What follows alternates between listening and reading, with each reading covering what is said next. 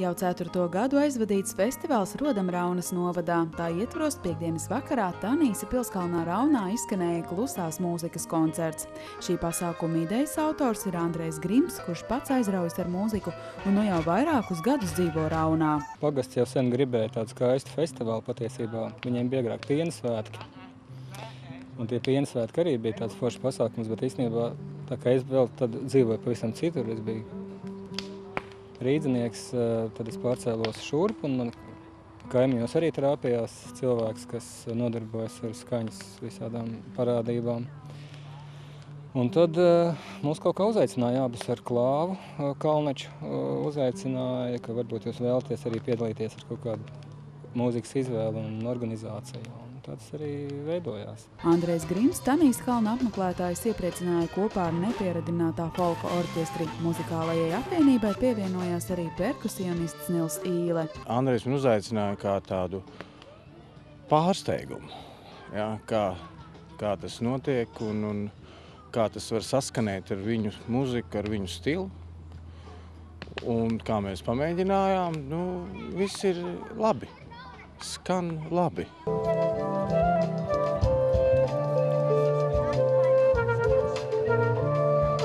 Klusā mūzika patiesībā ir tā, kas nav fiziski klusa. Tas nav tā, ka tu citam cilvēkam saki, kurš esi klusāks, un patiesībā tu pats ar to tikai skaļāks un vienkārši uzvari. Patiesībā tā ir mūzika, kas sadraudzinā cilvēkus, tā ir mūzika, kas nekādā ziņā nav izklēdējoša, bet viņi ir vienkārši uzrunājoši un atklāti.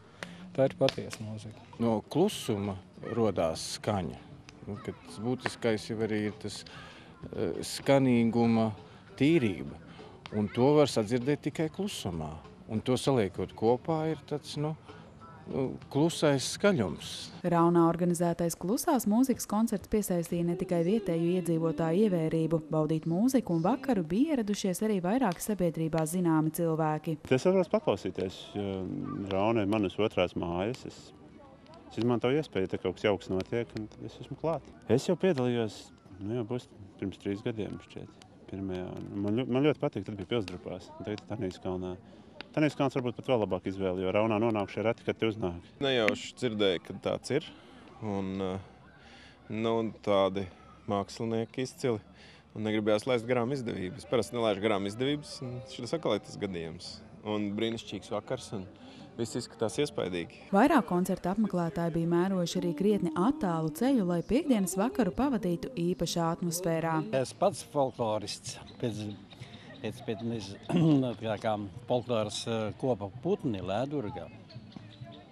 Bet mēs pārējie esam visādu iemeslu dēļ atbraukuši. Ir reklamēts visās malās šis Tanīsa kalns. Vēl šorīt par radio dzirdēju, un noteikti tur jābūt, jo laiks sol ļoti jauku.